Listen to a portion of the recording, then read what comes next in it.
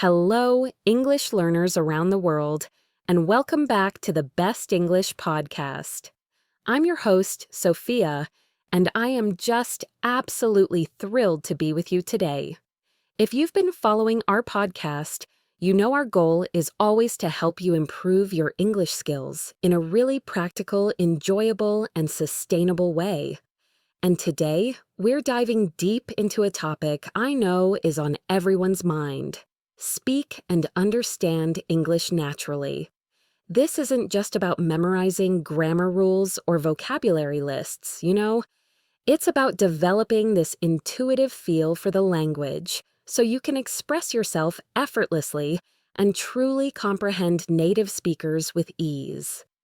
We're going to explore how we bridge that gap between textbook English and real-world English, making your learning journey not just effective, but genuinely enjoyable.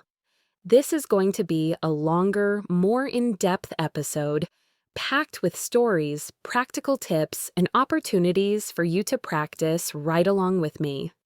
So go ahead, grab your favorite warm drink, find a comfortable spot, and let's embark on this exciting journey together. The most crucial element in this entire process, really, is your mindset. Many English learners, I find, approach the language with a sense of dread, a fear of making mistakes, or just this overwhelming feeling that it's an insurmountable challenge. But I want to tell you a story that might just change your perspective on all of that.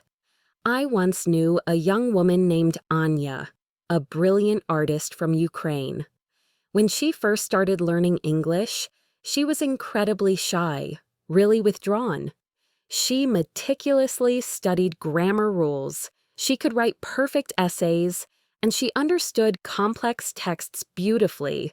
But when it came to actually speaking, she'd just freeze up. The words would simply vanish, caught somewhere between her brain and her tongue. She told me she was absolutely terrified of sounding unnatural, of making a fool of herself, of being judged for every single misplaced article or incorrect verb tense. She focused so intensely on being correct that she inadvertently stifled her ability to simply be fluent. Every single conversation felt like a high-stakes exam for her. Well, one day, after a particularly frustrating attempt to order coffee, where she actually just ended up pointing at the menu, Anya decided something had to change. Instead of thinking of English as a test, she started thinking of it as a playground, a place to experiment, to make messes, and just to learn by doing. She joined a local hiking club in the small English town where she was living, a club where many members were native English speakers. Her goal wasn't to speak perfectly. Her goal was simply to connect, to share the joy of the outdoors with others. She'd often say things imperfectly, she'd stumble over words, and sometimes she'd even have to use gestures, but she always kept trying. And you know what happened? Her hiking buddies truly didn't care about her grammar mistakes. They cared about her vivid descriptions of the wildflowers they saw, her infectious laughter, her adventurous spirit. They valued her presence, not her grammatical precision. And over time, Anya's English just blossomed organically. It wasn't because she suddenly memorized more rules or understood some new complex grammatical structure. It was because she allowed herself to be imperfect, to be human, and to wholeheartedly focus on communication over a paralyzing fear of perfection. This, my friends, is our first key takeaway. Embrace imperfection. Natural English isn't perfect English. Think about it. Native speakers make mistakes all the time. Little slips of the tongue, grammatical errors when speaking quickly, awkward pauses while searching for a word. The goal isn't to eliminate mistakes. It's to communicate effectively and confidently. When you release that intense pressure to be perfect, you truly free yourself to experiment, to speak more, and to learn from your experiences. Think of every mistake not as a failure, but as crucial feedback, like a little arrow guiding you closer to your goal. It's exactly like learning to ride a bicycle. You might wobble and fall a few times, but each time you learn how to balance better, how to adjust, and eventually you ride smoothly, don't you? Another really crucial mindset shift, following Anya's example, is to view English as a living, breathing entity, not a static set of rules. English is constantly evolving. New words are added, old ones fade, meanings shift.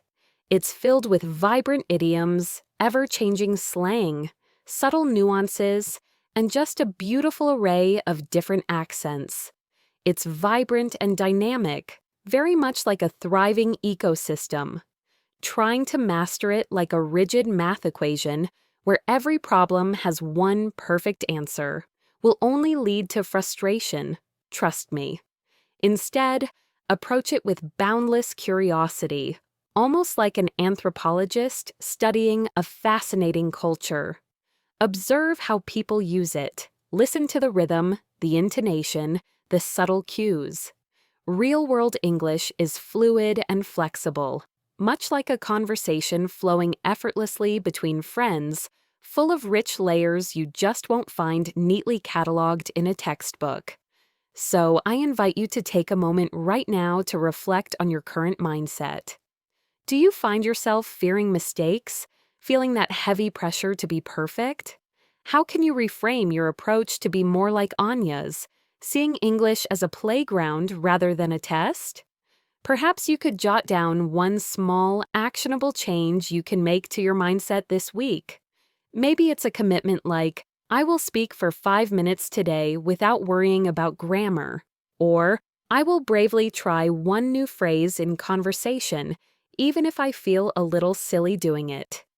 Honestly, the smallest shift in perspective can truly lead to the biggest, most liberating changes in your entire learning journey. Now, let's move on to the cornerstone of natural understanding, active listening. This is far more than just hearing words or recognizing individual vocabulary items. It's about decoding the full meaning, grasping the complete context, and truly understanding the myriad subtleties that make up natural conversation.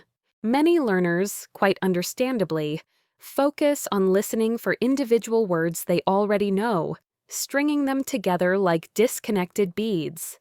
But natural English flows like a river, a continuous current of sound, and often the true meaning isn't contained in isolated drops of words, but in the entire current, the way they connect and interact. Let me share another story, this time about a student named Kenji from Japan. Kenji was an exceptionally intelligent individual, just brilliant at reading English and capable of understanding most of what he read. He could analyze complex texts and follow intricate arguments on paper. But when he listened to native speakers, especially in fast-paced, casual conversations, he felt profoundly lost. He'd catch a few familiar words here and there, but the overall meaning, the essence of the dialogue, would often completely elude him. He was deeply frustrated because he felt like he had to translate every single word in his head, which is an exhausting and, ultimately, really ineffective process for real-time communication. His brain just couldn't keep up with the speed of spoken English while simultaneously translating. Kenji's breakthrough came when he started focusing not just on what was said, but crucially, on how it was said. He began to notice the almost musical patterns of intonation, the strategic pauses, the emphasis or stress placed on certain words, and even the nonverbal cues like body language and facial expressions that accompanied the speech. For example, he realized that if someone said, "You're serious?" with a clear rising intonation at the end, it genuinely conveyed surprise or a question seeking confirmation. However, if they said, "You're serious," with a flat or even slightly falling intonation, perhaps accompanied by a raised eyebrow. It often implied skepticism, disbelief, or even sarcasm. This subtle shift in tone, entirely separate from the words themselves, completely changes the message, and it's a nuance that textbooks just often don't teach or can't convey adequately. One of the most powerful strategies to develop this active listening skill is to listen for the gist, not every single word. When you're listening, especially to something challenging or fast-paced, don't panic if you don't understand every single word. Train your ear and your brain to listen for the main idea, the overall message, the core concept being conveyed. Imagine you're watching a foreign movie in a language you don't fully understand, without subtitles. You might not catch every line of dialogue, but you can still follow the plot, understand the characters' emotions from their tone and actions, and grasp the general storyline, right? Do the exact same thing with English. Your brain is incredibly powerful. It can piece together meaning from context and keywords, even if you miss a few individual words. The more you practice this, the less you'll feel overwhelmed and the more confident you'll become in your comprehension. Another critical strategy is to pay meticulous attention to intonation and stress. English is a stress-timed language, meaning certain syllables within words and certain words within sentences are emphasized, while others are reduced or pronounced more softly. This creates a distinct rhythm, a kind of musicality to the language. And this rhythm is absolutely crucial for both understanding what others mean and for being understood when you speak. Let me give you some striking examples to illustrate this. If I say, "I didn't say he stole the money," the strong emphasis on didn't implies that someone else said it, not me. If I shift the stress and say, "I didn't say he stole the money," the emphasis on say suggests that perhaps I implied it or hinted at it, but I didn't state it directly with those exact words. Now, imagine I say, "I didn't say he stole the money." Here, the stress on he implies that someone else stole it, not him. If I say, "I didn't say he stole the money," the emphasis on stole indicates he took it, but perhaps didn't steal it. Maybe it was given to him or borrowed. And finally, if I say, "I didn't say he stole the money," the stress on money means he stole something else entirely, not money. Can you hear how changing that single stressed word completely changes the entire meaning of the sentence? This subtle yet profound aspect of intonation and stress is absolutely crucial for natural understanding. It's like finding the hidden emphasis that native speakers instinctively use to convey precise meaning and emotion. Beyond individual words and stress, you must also learn to identify connected speech. Native speakers simply don't pronounce words in isolation, as if each word is a distinct, separate island. Instead, they link words together, almost running them into each other in a smooth flow. This phenomenon is called connected speech, and it's one of the biggest hurdles for many learners because they're looking for clear, distinct words, clearly enunciated, and what they hear is often a continuous, fluid stream of sound. Let's look at some common examples you'll encounter every single day. We often see linking consonants to vowels, so pick up doesn't sound like pick, then up. It often sounds like pie cup, with the K sound carrying over. Similarly, turn off becomes turn off. Then there's linking vowels to vowels, where a slight sound is inserted to smooth the transition. For instance, go out often sounds like go out, with a subtle double sound joining the vowels. And do it can become do it. Another common occurrence is elision, or dropping sounds, where certain sounds are often dropped or significantly reduced in natural speech for ease of pronunciation. Interested frequently loses its second E sound, becoming interested. Chocolate often becomes chocolate. Lastly, there's assimilation, where sounds change due to neighboring sounds. This is when a sound slightly alters its pronunciation because of the sound right next to it. Don't you often becomes don't you, and did you can become did you. The more you expose yourself to natural, unscripted English and actively listen for these elements, the more your ear will adapt. It takes time and consistent practice, but your brain is incredibly adaptable and will eventually begin to automatically process these connected sounds as distinct units of meaning. Now for a practical opportunity to hone your active listening skills. Find a short audio clip of a native English speaker talking, maybe from a podcast, a YouTube video, or a TV show. Begin by listening without any subtitles. For your first listen, just try to get the main idea. What's the general topic? What's the overall feeling or emotion being conveyed? Don't stress about individual words. Then, for your second listen, focus specifically on intonation and stress. What words are emphasized? How does the speaker's voice rise and fall? Where are the natural pauses that separate thought groups? Finally, for an optional but highly recommended third listen, if you have access to a transcript, read along and pay close attention to how words are connected. Can you hear the elisions or assimilations? How going to becomes gonna or want to becomes wanna? This focused practice will train your ear to recognize these patterns when you listen without the transcript, eventually making them second nature. So, we've talked about understanding. Now let's focus on speaking naturally. This goes far beyond just stringing words together correctly according to grammatical rules.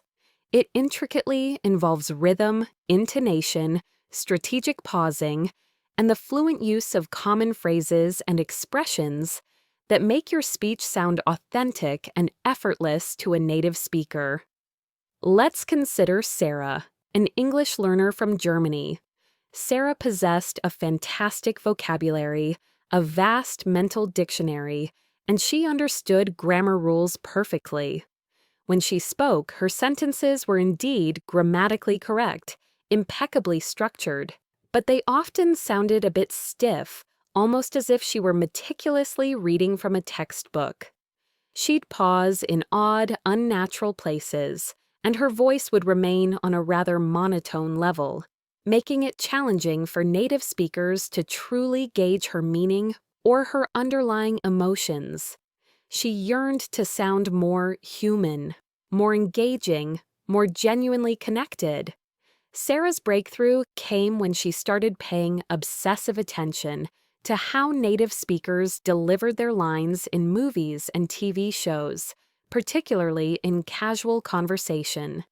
She noticed how they used short, punchy phrases, how their voice would naturally go up at the end of a question, and how they would skillfully emphasize certain words for dramatic effect or to convey specific meaning.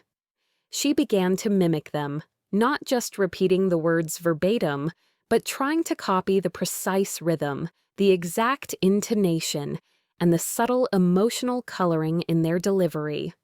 She understood that communication isn't just about the words themselves, it's profoundly about the melody of the message, the unspoken cues that give words life. One of the most important aspects of sounding natural, perhaps the single most important, is to focus intently on intonation and rhythm, also known as prosody. English, as we've discussed, isn't spoken on a flat line. It's an incredibly dynamic language. There's a distinct melody to it, a constant rise and fall that conveys an immense amount of meaning and emotion. For instance, Consider the difference in how we use rising and falling intonation.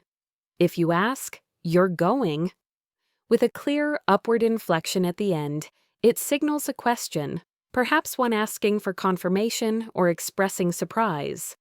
However, if you state, "I'm going," with a voice that falls at the end, it signals a simple, definite statement or a firm answer.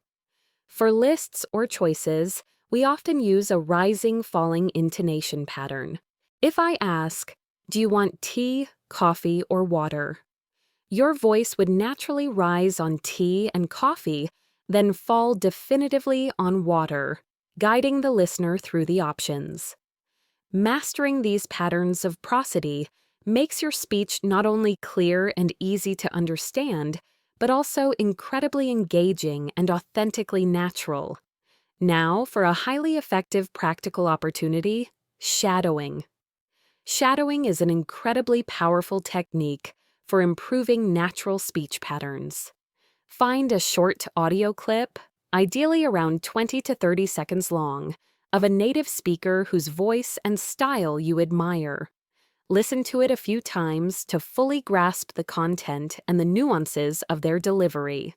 Then, play it again and try to speak at the very same time as the speaker, striving to mimic their pronunciation, their exact intonation, their rhythm, and even their emotional tone as closely as humanly possible.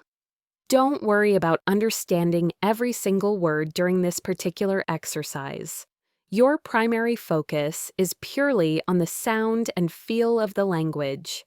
It feels a bit like singing along to a favorite song, trying to match the singer's melody and timing. Start with clear, slow speech, and as you gain confidence and comfort, gradually challenge yourself with faster, more complex clips. This unique practice trains your mouth and your brain to produce natural English sounds and patterns without conscious, laborious effort, building invaluable muscle memory for spontaneous speech. Another crucial strategy is to deliberately learn and actively use common English expressions and phrasal verbs. Native speakers rely heavily on idioms, phrasal verbs, and common expressions in their daily conversations. These linguistic shortcuts make speech sound far more natural and less formal than direct, literal, word-for-word translations. For example, instead of saying, "I need to investigate this problem," which is grammatically correct but slightly formal, a native speaker would far more likely say, "I need to look into this problem." It's not just about knowing the meaning of "look into," but recognizing how frequently and naturally it's used in everyday conversation. Let's delve into a few more examples of frequently used phrasal verbs that are essential for natural speech. Get by means to manage with difficulty. For instance, "I can get by with my limited English." Break down means to stop functioning, like, "My car broke down on the highway, so I had to call for help." Hold on means to wait a moment, as in, "Hold on, I'll be right there to help you." Take off can mean to depart, as in a plane, taking off, or to remove clothing, "Please take off your shoes before you come inside." And look forward to means to anticipate with pleasure, like, "I really look forward to meeting you next week." Instead of attempting to memorize hundreds of these all at once, which can be overwhelming, try picking just 2 or 3 new expressions each week that you frequently hear in authentic English content, and then make a conscious effort to incorporate them into your own speech. The key is to use them in context, within a sentence, not just as isolated vocabulary items. Let me share a compelling story that illustrates the power of these common expressions. I remember a student, bright and dedicated, who had been learning English for a year. He knew the grammatically perfect phrase, "spend time with friends." And indeed, he used it correctly. But he consistently heard native speakers say, "hang out" all the time, particularly among his peers. He hesitated to use it because he wasn't sure if it was correct enough for his level or if it was perhaps too informal. One day, his American friend invited him to hang out, and he, with perfect grammar, replied, "Yes, I would like to spend time with you." His friend understood him perfectly, of course, but there was a subtle awkwardness, a slight distance in the interaction. The next week, after a few days of internal debate, he bravely, perhaps even a little nervously, said, "Sure, let's hang out," when invited again. The native speaker's face instantly relaxed into a genuine smile. Their whole demeanor shifted. It wasn't just the words themselves. It was the naturalness, the shared understanding of a common, casual expression that immediately deepened their connection and made the interaction feel more authentic. It showed he was truly becoming part of the linguistic and social fabric. Our third critical strategy for natural speaking is to learn and effectively use discourse markers. These are the small, often seemingly insignificant, words and phrases that help connect ideas, show your attitude or reaction, or skillfully manage the flow of conversation. They act like internal signposts in your speech, making your communication sound less abrupt, more cohesive, and more conversational. They help you sound like you're thinking aloud, which is exactly what native speakers do. Consider, well, this is frequently used to start a thought or to indicate a slight hesitation, perhaps when you're considering your answer, like, "Well, I'm not entirely sure about that."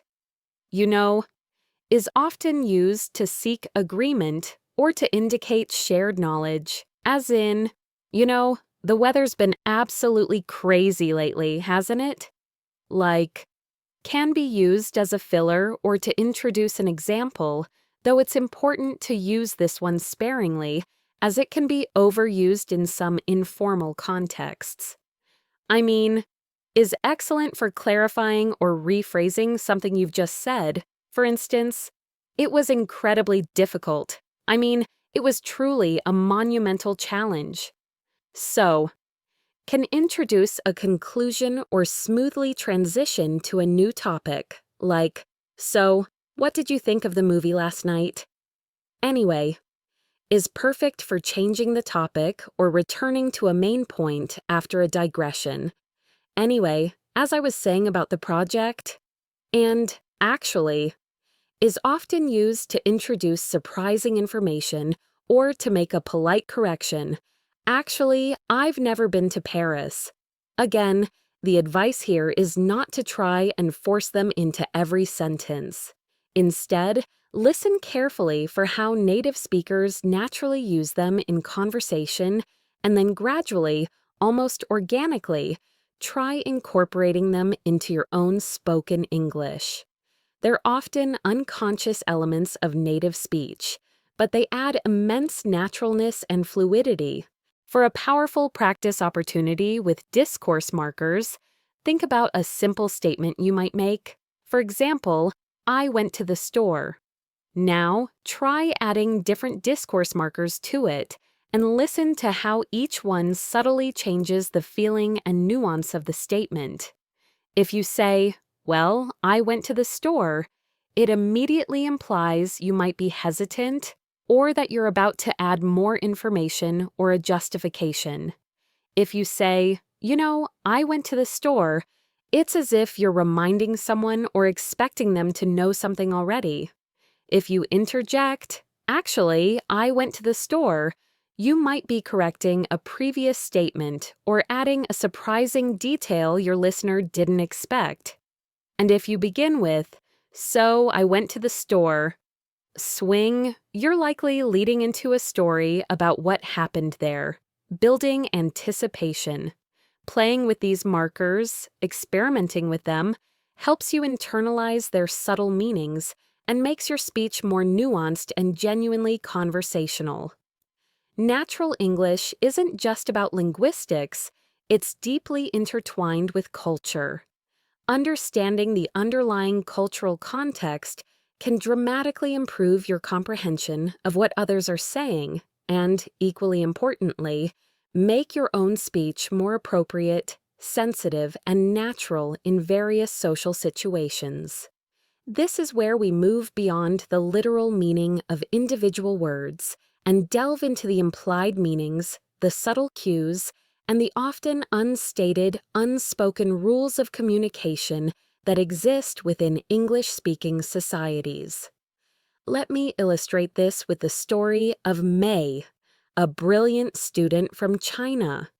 She was pursuing her master's degree in the UK and often found herself quite confused by conversations, even when she intellectually understood all the words being spoken.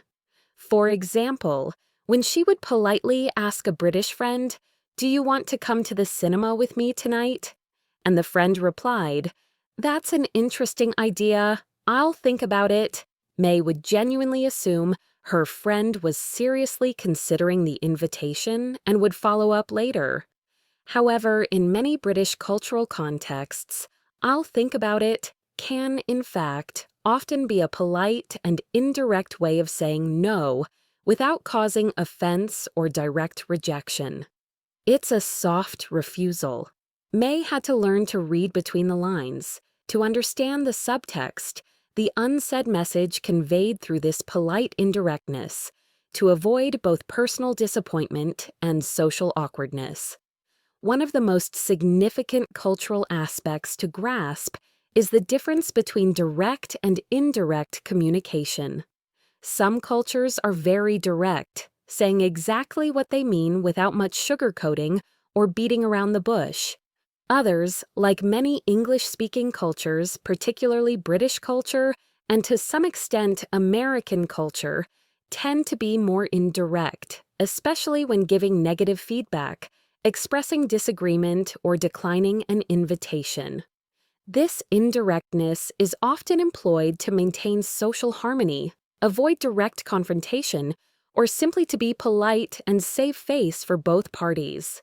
Consider these examples of declining an invitation. A direct refusal would simply be, "No, I can't come."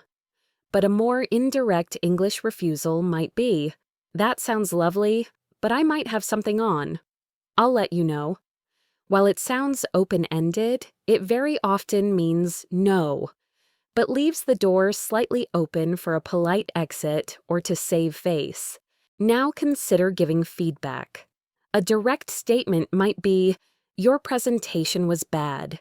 In contrast, a more indirect approach would be, "Your presentation had some interesting points, but perhaps we could look at strengthening the conclusion." While softer, this often means, "It needs significant improvement," or "It wasn't very good," but it's delivered gently to maintain a positive relationship. Learning to recognize these patterns of indirectness will save you a lot of confusion and help you respond more appropriately, preventing misunderstandings and navigating social situations with greater ease.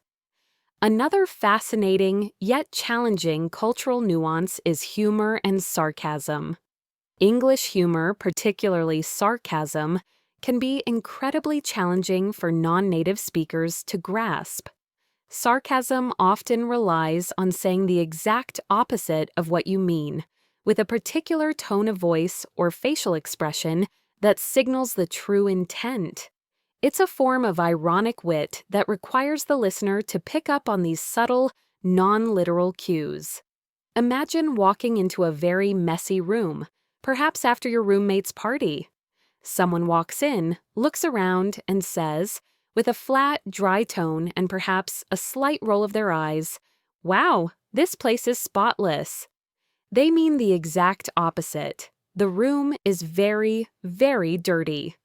Or someone accidentally spills coffee all over their freshly cleaned shirt, sighs loudly, and says, "Oh, fantastic."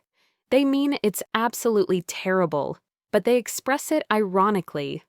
The key to understanding sarcasm is almost always the intonation and the broader context. A slightly exaggerated, flat, or overly cheerful tone when the situation doesn't warrant it, can be a huge indicator. Pay very close attention to facial expressions and body language too. These often give away the true, ironic meaning. It takes time and consistent exposure to truly grasp the nuances of English sarcasm. But once you start recognizing it, you'll unlock a new, deeper layer of natural English comprehension and social interaction, allowing you to participate more fully in informal conversations. Furthermore, understanding politeness and the appropriate use of formal versus informal language is crucial for sounding natural. English has many intricate ways of expressing politeness, and choosing the right level of formality is paramount for sounding natural and appropriate in different social and professional situations. Using overly formal language in a casual setting can make you sound stiff or distant, while being too informal in a professional or formal setting can unfortunately be perceived as disrespectful. For instance, instead of the blunt command, "Give me the salt," which sounds demanding, a more polite and natural request would be, "Could you pass the salt, please?" Or, "Would you mind passing the salt?" These formulations use modal verbs and polite tags to soften the request significantly. Using polite forms like could, would, and might, along with universally important phrases like "excuse me," "please," and "thank you," are fundamental for polite communication in English. Also, be acutely aware of the difference between contractions, such as "I'm" or "don't," which are incredibly common and expected in informal everyday speech, and their full forms, "I am" or "do not," which are more commonly used in formal contexts, in writing, or when you want to emphasize a particular point. I have another story to highlight the subtle power of these cultural nuances. A student of mine once recounted receiving feedback from his British university professor on an essay he had submitted. The professor's comment was, "Your essay was quite good." The student was elated, truly happy, thinking he had done excellent, perhaps even exceptional work, based on his literal interpretation of "quite good."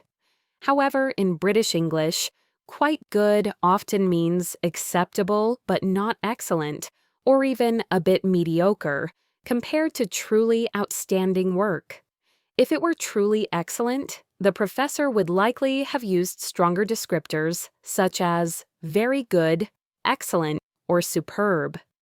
This seemingly small adverb, quite, carries a nuanced meaning that is deeply culturally specific and can, as you can imagine, lead to significant misunderstandings if one isn't aware of the specific cultural context and the subtle layers of meaning it conveys. So, for your next practice opportunity, when you watch an English movie or TV show or listen to a podcast, try to consciously identify these cultural nuances. Look for moments of indirect communication. How do characters say no or give negative feedback without being blunt? Are there instances of humor or sarcasm? Can you detect the tone that clearly indicates sarcasm? Pay attention to how characters use irony. Also, observe variations in politeness. When do characters use very formal language, and when do they seamlessly shift to informal language? What triggers these shifts in register? And crucially, what happens to their body language or facial expressions when they use these nuances? The more you consciously observe these elements in authentic contexts, the more ingrained they will become in your own understanding and speaking, helping you navigate real-world English with remarkable ease. We've covered understanding and the subtle art of sounding natural. Now, let's talk about fluency. For many learners, fluency is narrowly defined as speaking fast without pausing, a kind of breathless rush of words. But true fluency is much more profound. It's about speaking smoothly, confidently, and being able to express complex ideas without excessive, awkward hesitation, even if you're not speaking at lightning speed. It's about having your thoughts flow naturally into English without feeling constantly stuck or needing to laboriously search for words or translate them from your native language. Think of it like learning to play a musical instrument. In the very beginning, when you're a novice, you might focus intensely on playing each note perfectly, one by one, with deliberate concentration. But a truly fluent musician isn't just playing individual notes, they're playing a beautiful melody with inherent rhythm, deep emotion, and seamless flow. They connect the notes to create a continuous, harmonious piece of music. Your spoken English should aspire to have a similar organic flow. One of the largest, most pervasive barriers to natural fluency is the habit of translating in your head. This is a huge obstacle, and arguably one of the biggest blockers to truly natural fluency. Many learners, quite understandably, translate their native language thoughts into English word by word or even phrase by phrase before they speak. This process incredibly slows you down, makes your speech sound unnatural and disjointed, and very frequently leads to grammatical errors because sentence structures and idiomatic expressions differ profoundly across languages. It's like trying to navigate a bustling new city by constantly looking at a detailed map of a completely different city. It's inefficient and causes immense confusion. So, how can you effectively break this deeply ingrained habit? The key is to think directly in English. Start with simple things. Silently describe your immediate surroundings to yourself in English. Narrate your everyday actions to yourself, either in your head or by whispering them softly. For example, I'm walking to the kitchen now. I'm going to make some tea. The water is boiling in the kettle. Doing this consistently trains your brain to form thoughts directly in English, bypassing the translation step entirely. Furthermore, when you want to say a word, picture the concept, not the word in your native language. When you want to say dog, don't first think my native language word for dog, then mentally convert it to dog. Instead, immediately conjure the image of a furry, four-legged animal and let the English word dog come directly to mind. This requires conscious practice and repetition, but it's a fundamental step towards direct thought processing in English. Finally, practice spontaneous speaking as much as possible. Engage in conversations, even with yourself or with a patient friend or language partner. The more you force yourself to produce English without a pre-translation step, the faster and more effortlessly your brain will become at directly generating English. Another critical strategy for fluency is to focus on chunking and thought groups. Native speakers do not speak word by painstaking word. They speak in chunks or thought groups. These are small, cohesive groups of words that convey a single, complete idea. These chunks are often naturally separated by short, almost imperceptible pauses. These pauses aren't hesitations due to uncertainty. They are integral to the rhythm and flow of natural speech, giving the speaker a micro moment to plan the next thought. For example, contrast these two ways of speaking a sentence. If I were to speak choppy, I might say, I went to the park yesterday with my friends, with each word pronounced as a separate, distinct unit, creating a rather robotic sound. A more natural way would be, I went to the park yesterday with my friends, where the words are grouped meaningfully and the pauses occur at natural breaks in the thought. When you listen to native speakers, try to consciously identify these chunks. When you speak, try to organize your thoughts into these smaller, digestible, meaningful units. This approach helps with both listening comprehension and speaking fluency because it precisely mirrors how native speakers process and produce language. It also gives your brain that crucial split second to plan the next chunk, making your speech smoother and less effortful. For a powerful practice opportunity, try sentence chunking. Take a somewhat complex English sentence and try to break it down into natural thought groups. For example, consider the sentence, although she was very tired after her long journey, she decided to join her friends for dinner that evening because she hadn't seen them in ages. How would you chunk this naturally as a native speaker might? You could divide it like this. Although she was very tired, after her long journey, she decided to join her friends for dinner that evening because she hadn't seen them in ages. Practice reading sentences aloud, consciously trying to group words naturally, and pausing briefly, almost imperceptibly, between these groups. This improves your rhythm, makes your speech significantly easier for others to understand, and also helps your brain process and produce information more efficiently in real time. Our third key strategy might seem counterintuitive at first, but it's to embrace appropriate fillers. Wait, didn't I say that fillers make you sound unnatural or hesitant? Not entirely.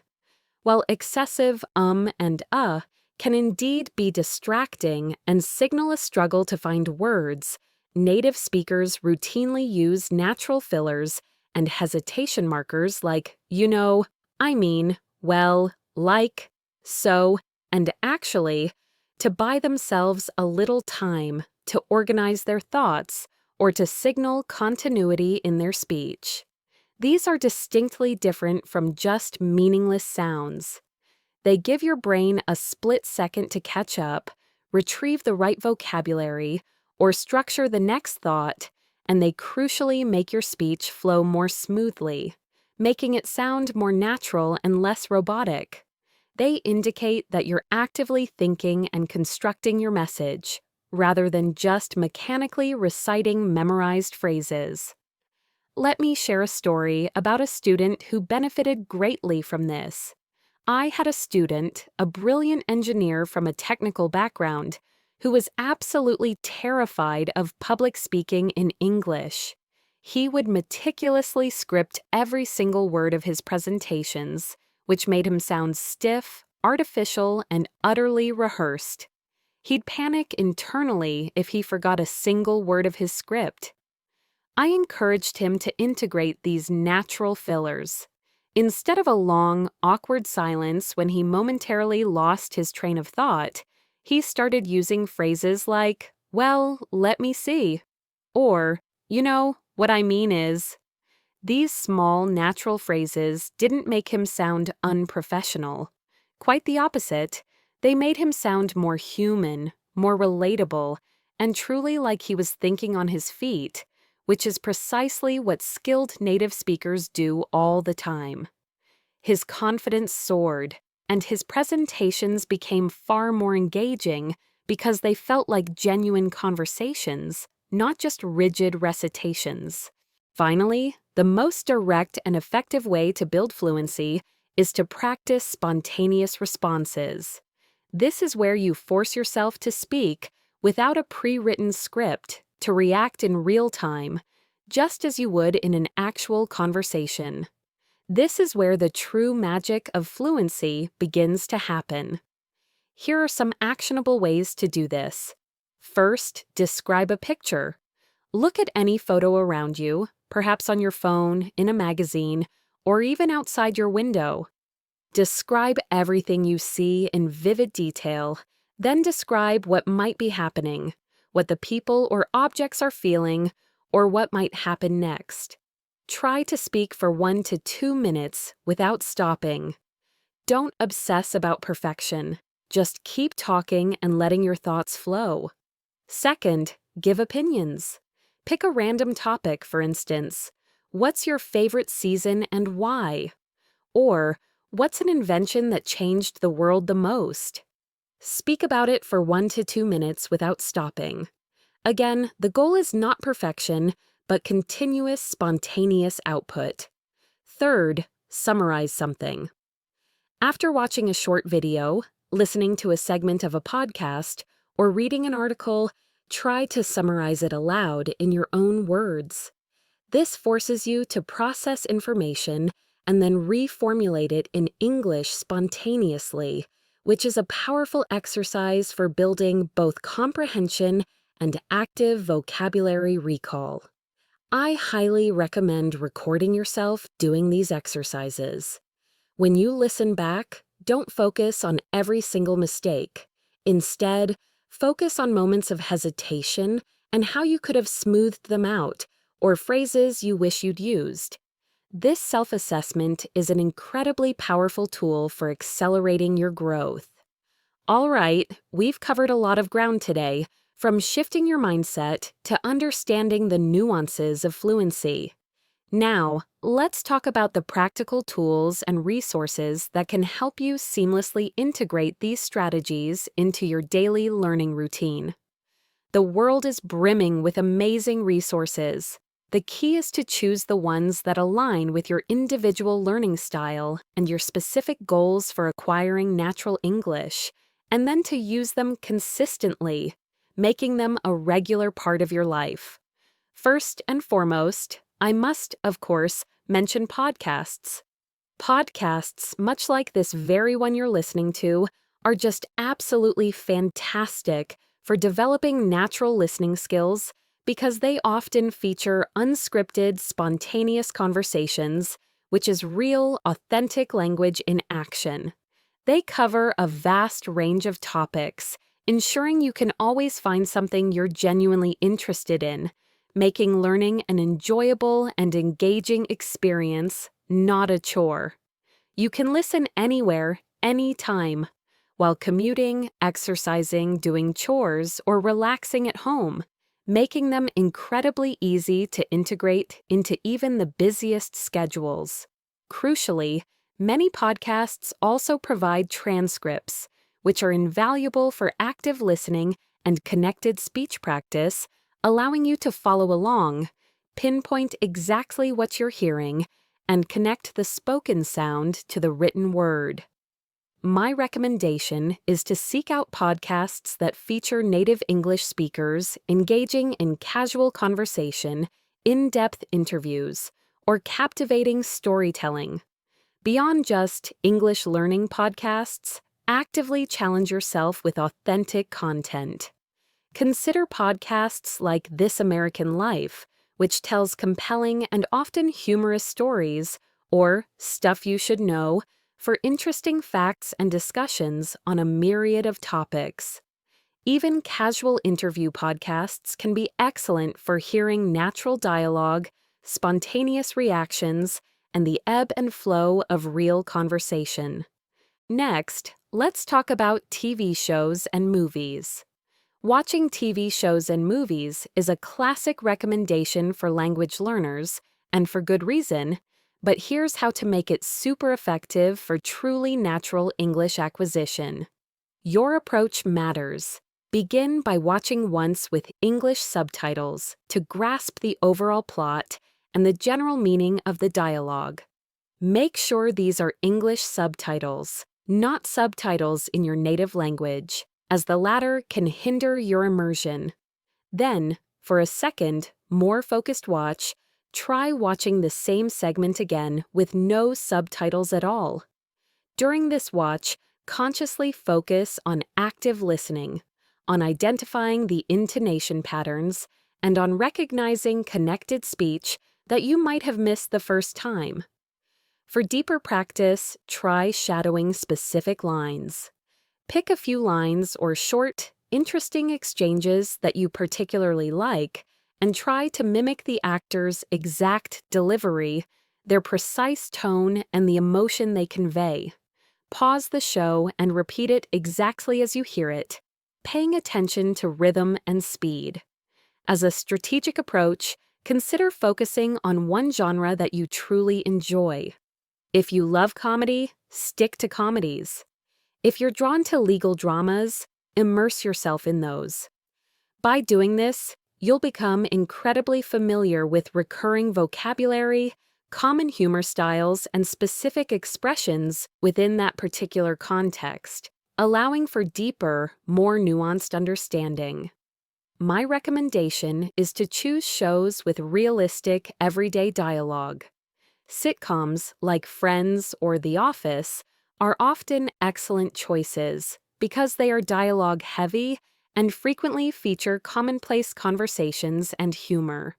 While dramas can also be beneficial, at first try to avoid anything too niche or with overly complex philosophical dialogue, as it might prove too challenging and discouraging.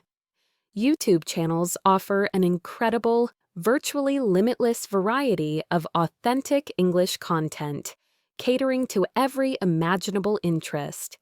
Many vloggers, for instance, speak very naturally and casually, often sharing insights into their daily lives. This is just fantastic for understanding everyday expressions, informal language, and even current slang as it develops. Watching interviews with celebrities, experts, or public figures is another goldmine. Pay close attention to how questions are posed and answered, and how conversation flows naturally, including interruptions and overlaps. For specific interests, educational channels are invaluable.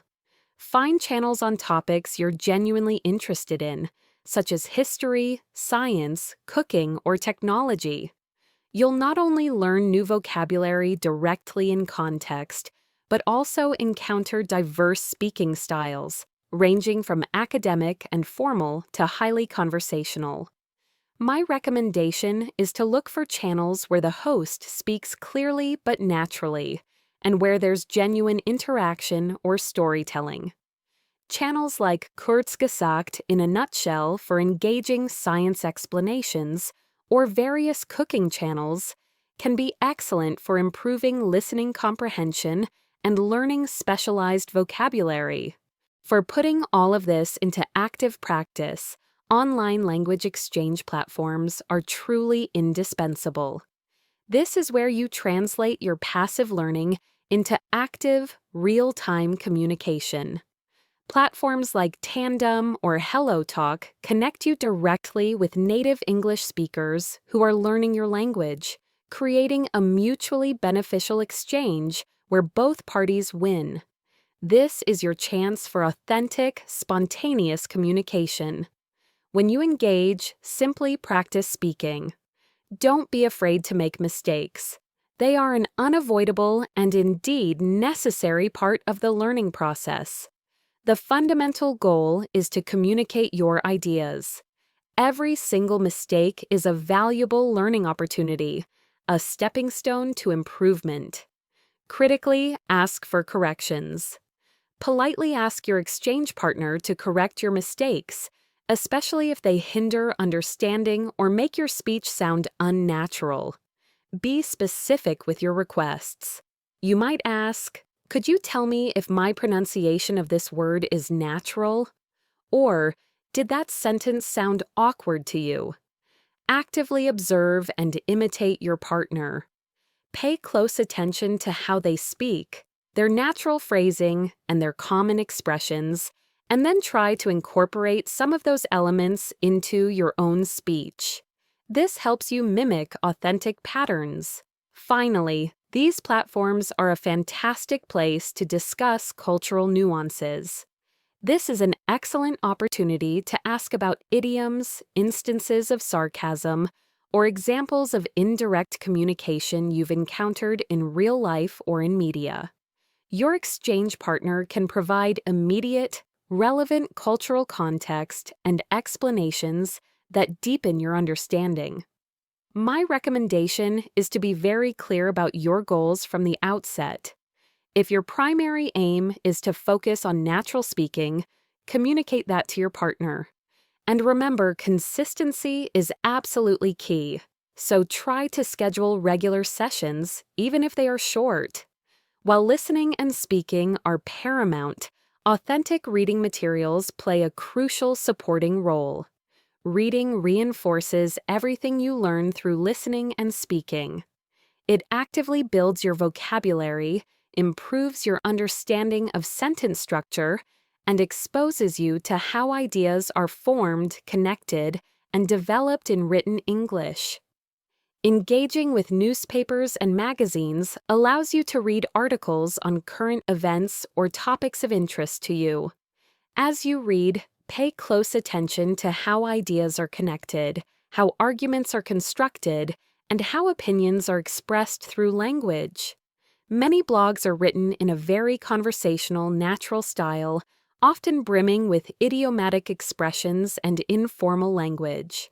Find blogs related to your hobbies, professional interests, or even daily life.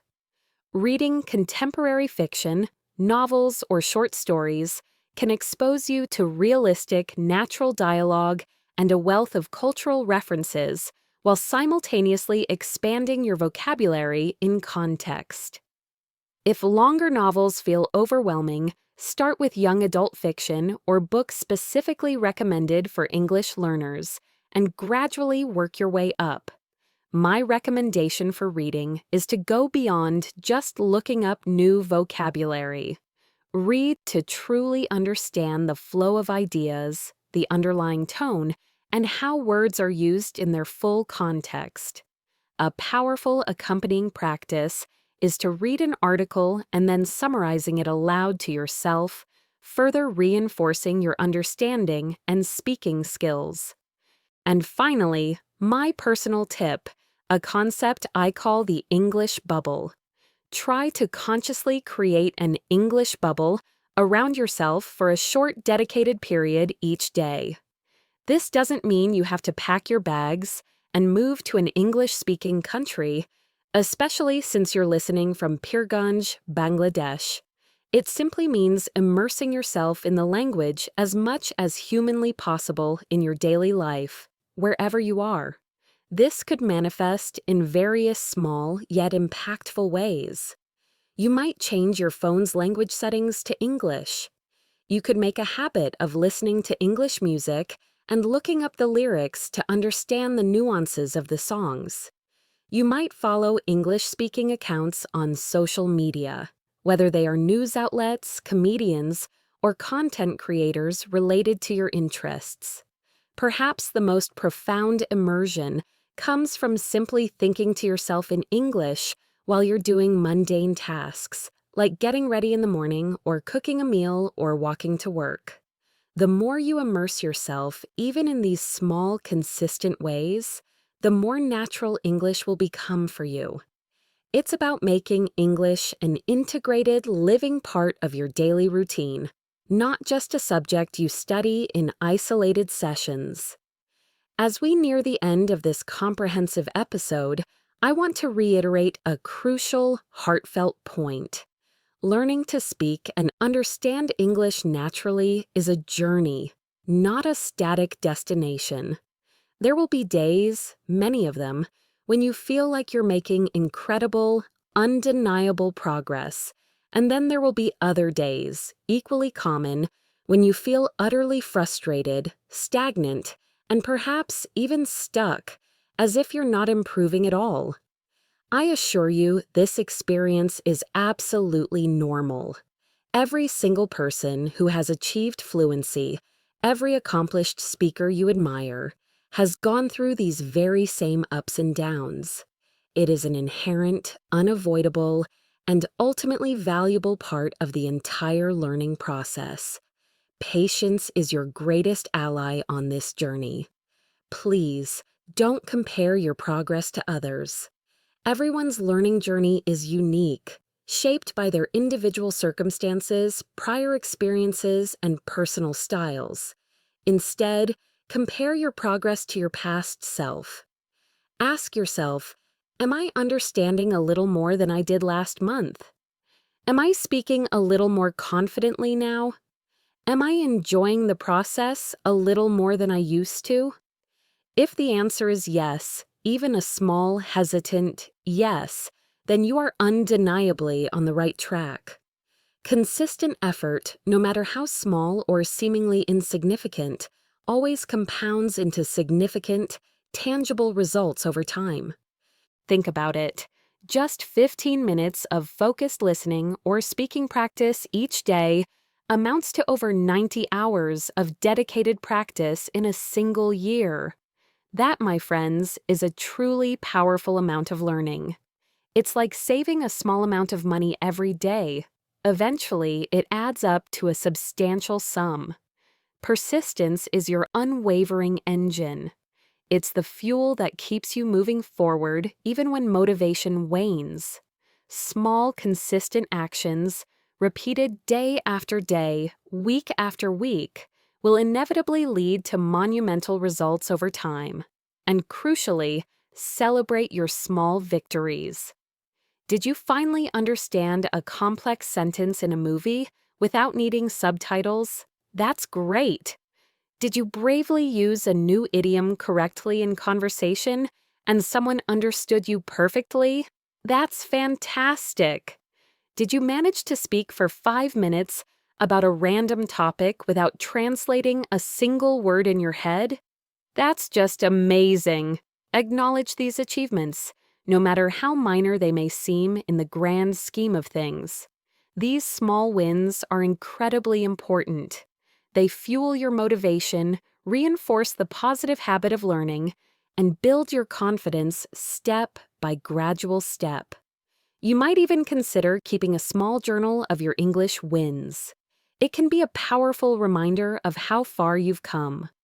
And finally, always remember why you started this incredible journey in the first place. Is it to connect with more people from diverse backgrounds? Is it to pursue a dream career opportunity? Is it to travel the world and explore new cultures with greater independence? Is it to simply enjoy your favorite movies, books, and music in their original, unadulterated form? Keep that core motivation alive, vibrant, and at the forefront of your mind, and let it powerfully guide you through the challenging moments. Your why is your deepest, most resilient source of strength and determination. Remember, truly natural English isn't about eradicating your accent or sounding exactly like a native speaker. It's about being able to express your unique thoughts, your genuine feelings, and your authentic personality clearly, confidently, and authentically in English. It's about being understood and understanding others, breaking down communication barriers, bridging cultural gaps, and ultimately enriching your life through the profound power of connection and communication. Thank you so much for joining me today on this in-depth exploration of Speak and Understand English Naturally. I truly hope that the stories, the practical strategies, and the valuable practice points we've discussed will empower you profoundly on your ongoing English learning journey. Remember, I'm Sophia, and this is the Best English Podcast, dedicated wholeheartedly to helping you achieve your English goals. Keep listening, keep practicing, and most importantly, keep enjoying the beautiful evolving journey of learning English. We'll be back soon with another insightful episode. Until then, take care and happy learning.